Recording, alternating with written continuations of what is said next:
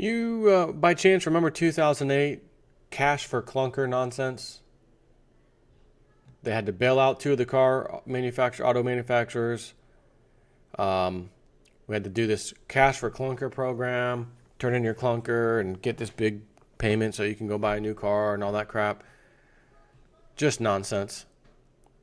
What if I told you we got numbers showing new car sales of epic, horrible conditions, if you will, or the numbers are horrible, as they were in 2008?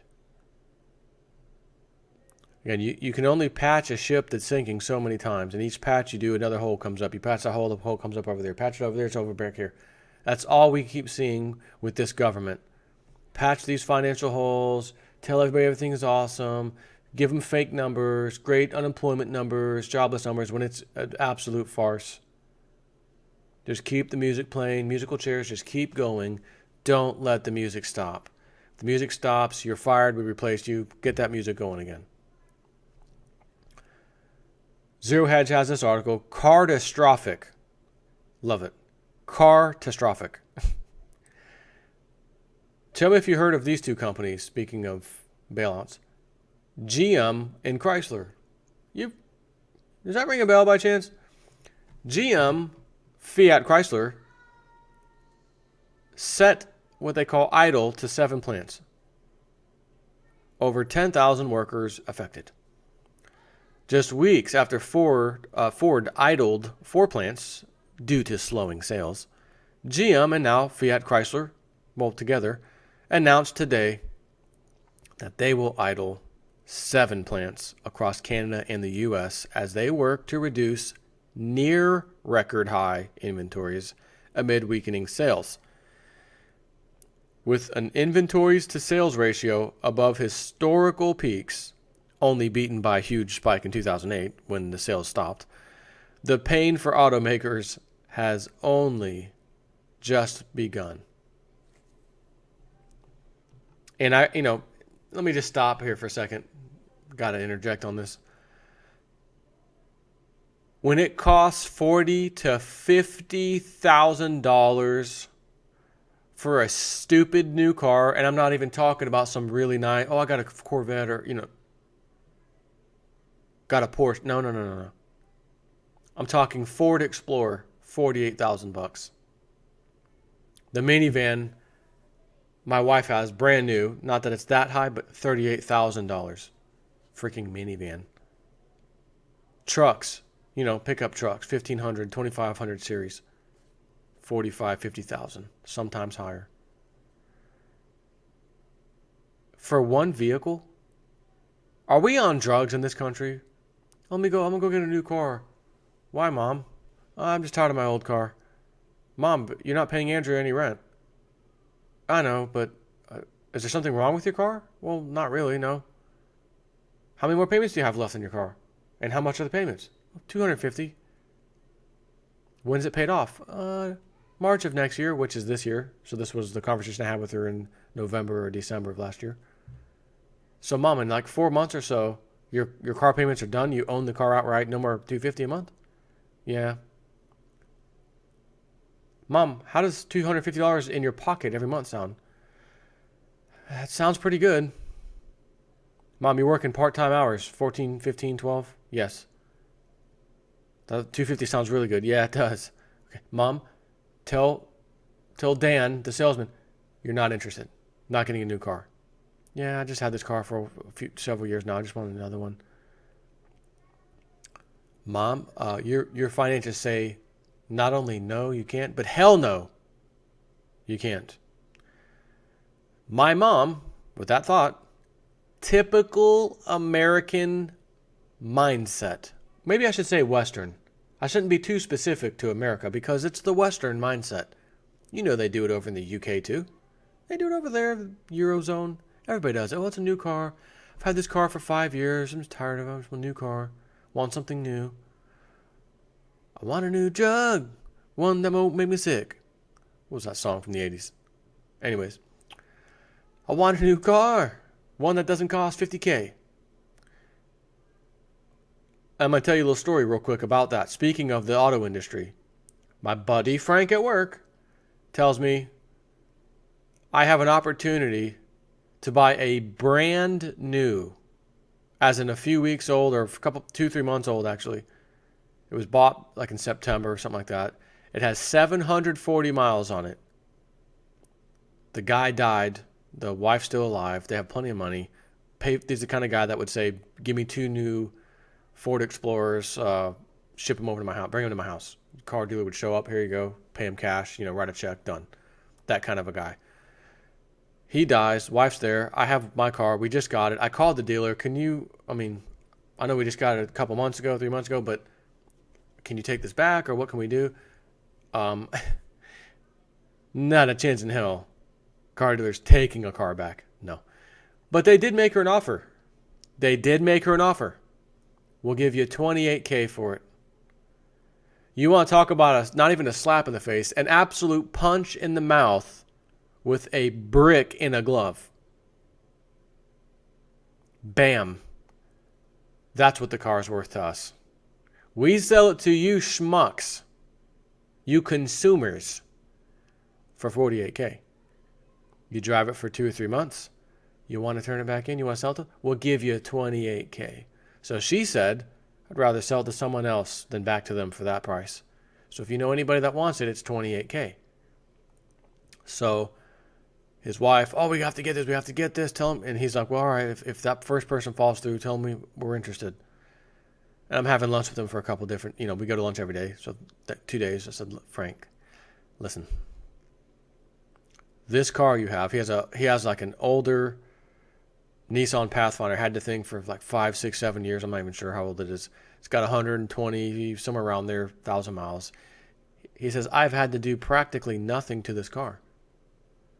Minor, oil change, tire, nothing major have I ever had to do to this car.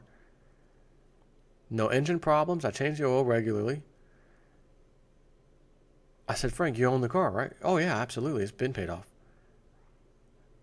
That $28,000 is probably close to $500 a month. $470, $480, it's somewhere around there. Do you really want to pay that kind of money for the next 5 years, unless you plan on getting a 6 or 7 year loan? He said, no, I'd get a typical 5 year. Do you want car payments of that size every single month? If something goes wrong and you got to spend $400 or $500 to fix it, it's one car payment. It's one car payment out of 60 months worth of payments you're going to be paying. It's a lot of money, plus the interest, of course.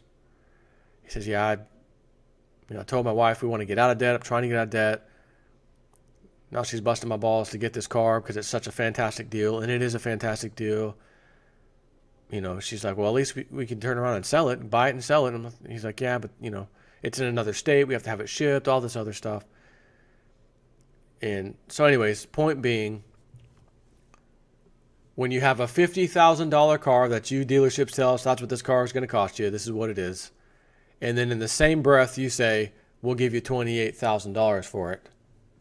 Like the pensioners who take advantage of the pension system, working all the hours they can work their last final years, so they can get a massive pension payment for the rest of their lives. I don't feel bad for those people. I also don't feel bad for the car dealerships. You could go to Kia. Not that a Kia is the nicest car you ever saw. You can get brand new Kias, $15,000, $16,000, $18,000, $20,000, brand new, 0 miles. What's wrong with it? Well, it's a Kia. It's a Kia. It's not a Ford. It's not GM. Oh, the name brand stuff. Oh, we're playing that game again, like in school, grade school, and even in high school potentially. Oh, you're not wearing Nikes? Oh, you don't have the new Air Jordans? What, are your parents poor? Oh, you got the Converse? Oh, you got the old Converse? Can't afford the good name brand stuff? What are we doing? What are we doing? Anyways, back onto this article. For example, GM's inventory of vehicles on dealer lots at the end of November stood at 874,162, which is up 26.5% from the same time just 1 year ago. So how can we look back 1 year ago And also, while listening to the mainstream news and government pushing all the fake data to us, great job numbers, people out of work's great. We've included new jobs. You mean like bartenders and part-time? No. Just we don't label that. We just call it new jobs. Unemployment 5%. Oh, fantastic. This is the data that I guess the government can't fudge because it's not their data. This is the car dealer data, car dealerships. So 1/4, slightly more than 1/4 of what was normal last year isn't this year. What has happened? People not buying new cars all of a sudden? The economy not being stimulated enough? Remember when we had the BP oil spill and the Gulf area was states were devastated? People relied on shrimping and boating things, fishing. And remember Barack Obama came into town and he was quoted on the, that you saw him say it. Well, let me go into town and stimulate the economy, talking about let me go in here and buy some, food and stuff for the entourage that he was with. Let's go eat. We're going to go stimulate the economy. You jerk. How dare you say that, you prick? We go stimulate the economy. Why don't you go stimulate some brain cells and get a clue on how to run things? So, as the AP reports, General Motors will temporarily close 5 factories. Temporary. Don't worry. It's temporary, guys. It's now like the amusement parks. Seasonal. We let a lot of employees go when it's cold outside, but when we get back in April and May, June, July, we rehire you again. It's just temporary. The factories will close anywhere. Well, first of all, it says General Motors will temporarily close 5 factories next month as it tries to reduce a growing inventory of cars on dealer lots. The factories will close anywhere from 1 to 3 weeks due to the ongoing U.S. market shift towards trucks and SUVs, spokeswoman Dana Hart said Monday. Just over 10,000 workers will be idled. This is American... Wait a minute. Idled? What? So we can't even use the term laid off. Let go. Just over 10,000 workers will be idled. And the factories are going to be idled. 7 plants will be idled. This is pretty incredible. And they're saying, Mrs. Dana Hart, a lot of people are shifting toward trucks and SUVs. That's the reason. Oh, I didn't know. I couldn't really tell driving to work every day, seeing the same kind of cars I see all the time for the last God knows how many years. But you're telling me more people, I should physically be seeing more SUVs out there.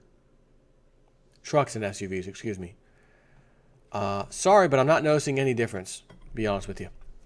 The company's Detroit Hamtramck factory, Hamtramck, how do you pronounce Hamtramck,